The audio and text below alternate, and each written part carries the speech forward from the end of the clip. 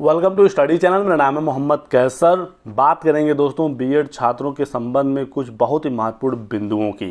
Supreme court की order आने के बाद सिर्फ पीआरटी ही नहीं, बहुत जगहों पर बीएड के छात्रों को समस्याएं देखने को मिल रही हैं और इसमें जो गलती है वो सरासर एनसीटीई के अध्यादेश की है। और एनसीटीई ने सिर्फ शासन के एक पत्र पर 28 जून 2018 का जो नोटिफिकेशन जारी हुआ था उसके बाद काफ़ी समस्याएं हो रही हैं। बात करेंगे इन सभी बिंदुओं पर डिटेल में, लेकिन आगे बढ़ने से पहले एक जरूरी सूचना।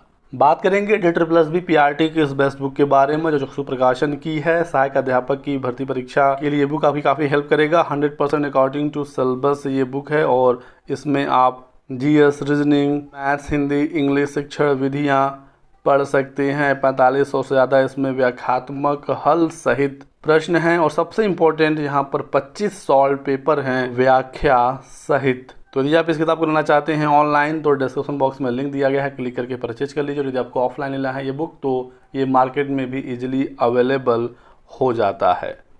तो दोस्तों आपको पता ही है कि बीएड वर्सेस डीएलएड के संबंध में सुप्रीम कोर्ट का ऑर्डर आ गया और सुप्रीम कोर्ट ने माननीय जोधपुर हाईकोर्ट के ऑर्डर को सही माना। यानी कि जो माननीय जोधपुर हाईकोर्ट का ऑर्डर था कि एनसीटीई का 28 जून 2018 का नोटिफिकेशन रद्द है वो अब मान्य नहीं रहेगा, तो उस पर सुप्रीम कोर्ट ने सहमति जताई है। अब इससे समस्या क्या है? सीधे सीधे समस्या तो एक ये है कि बीएड प्राइमरी से बाहर हो गया है 1 to 5 के लिए, तो ये तो अब सबको पता है, इसमें कोई डाउट नहीं है।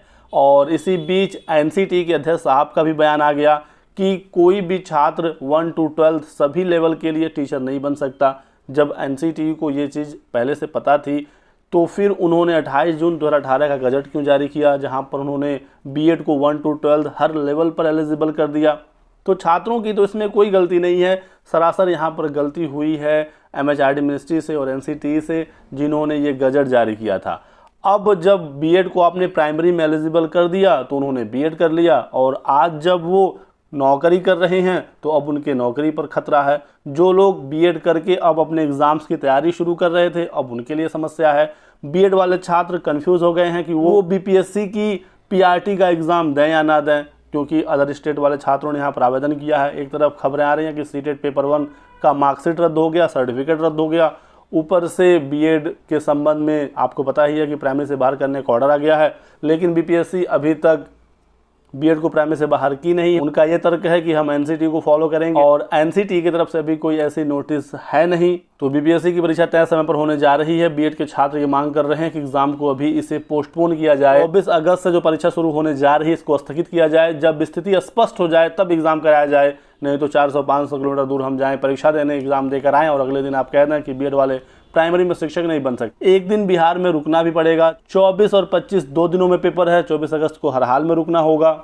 इन्हीं सब समस्याओं के बीच में एक और दोस्तों यहाँ पर बड़ी समस्या निकल कर आई है कि जिन छात्रों का सब्जेक्ट कॉम्बिनेशन नहीं बन रहा है वो टीजीटी में भी बाहर हैं और वो लोग पीजीटी से भी बाहर हो जाएंगे यदि उन्होंने मास्टर्स वगैरह किया है और उनका सब्जेक्ट कॉम्बिनेशन नहीं बन रहा है।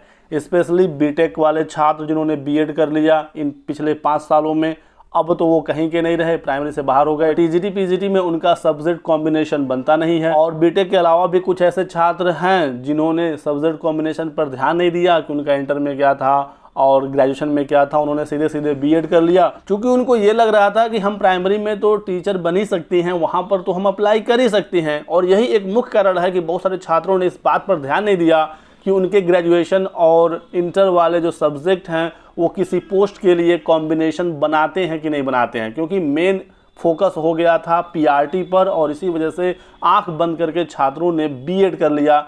जबकि यदि उनको प्राइमरी का शिक्षक बनना होता, यदि उनका कोई सब्जेक्ट कॉम्बिनेशन नहीं बन रहा था तो वो ऐसे कंडीशन में डीएलएड करते और आराम से प्राइमरी में वो शिक्षक बन सकते हैं, क्योंकि प्राइमरी का शिक्षक बनने के लिए कोई भी सब्जेक्ट कॉम्बिनेशन की जरूरत नहीं होती है। सिंपली आपका ग्रेजुएशन हो और आप डीएलएड पास हो तो आप आराम से यहाँ पर शिक्षक बन सकते हैं। अभी तक तो बीएड भी था इस क्राइटेरिया में, लेकिन अब बीएड को बाहर कर दिया गया है।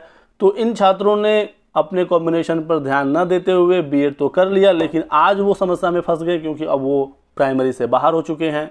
तो ये जो सुप्रीम कोर्ट का ऑर्डर आया है ये बहुत सारे छात्रों को प्रभावित कर रहा है। बीएड के छात्र लगातार धरना प्रदर्शन कर रहे हैं, मांग कर रहे हैं कि इसमें कुछ सुधार हो और बीएड को राहत दिया जाए। कि आपके साथ भी कोई ऐसी समस्या है, कमेंट करके हमें ज़रूर बताइएगा। आपके यदि सब्जेक्ट कॉम्बिनेशन की वजह से यदि आप टीजीटी या पीजीटी या फिर एलटी ग्रेड की भर्ती में भी सब्जेक्ट कॉम्बिनेशन लगता है, आपको पता ही होगा, तो आप कमेंट करके ज़रूर बताइएगा।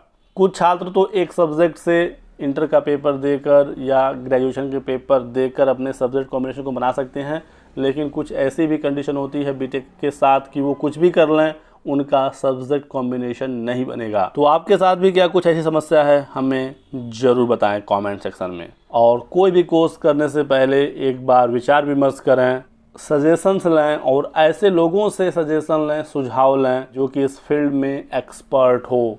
यदि बीटेक के छात्रों को इस बात का अंदाज़ा होता कि वो सिर्फ प्राइमरी का शिक्षक बन सकते हैं तो वो कतई बीएड नहीं करते। तो लोगों ने नासमझी में कर लिया कि डीएलएड करें या बीएड करें, बात तो बराबर है, प्राइमरी में हम बीएड से भी शिक्षक बन सकते हैं। और भेड़ चाल के पीछे उन्होंने बीएड कर लिया। डीएलएड में तो पिछले कई सालों से एडमिशन ही नहीं हो रहे थे, लगातार सीटें कट रही थी, लगातार डीएलएड के कॉलेज बंद हो रहे थे क्योंकि सब लोग बीएड के पीछे चल रहे थे। लेकिन आज समस्या हुई है जब बीएड प्राइमरी से बाहर हुआ है। अब इस संबंध में आगे जो भी अपडेट्स और जानकारी निकलेगी, सूचना आपको दिया जाएगा। आप हमारे साथ बने रहिएगा। DETR+B वगैरह की भर्तियों में भी अब सेम सब्जेक्ट कॉम्बिनेशन वाली समस्या आएगी। कुछ भी अपडेट आएगी तो मैं आपको जरूर सूचना दूंगा। आप हमारे साथ बने रहिएगा। वीडियो को लाइक कर दें, चैनल को सब्सक्राइब करके बेल आइकन दबा लीजिए ताकि आपको सारी जानकारियाँ मिलती रहे। Thanks for watching.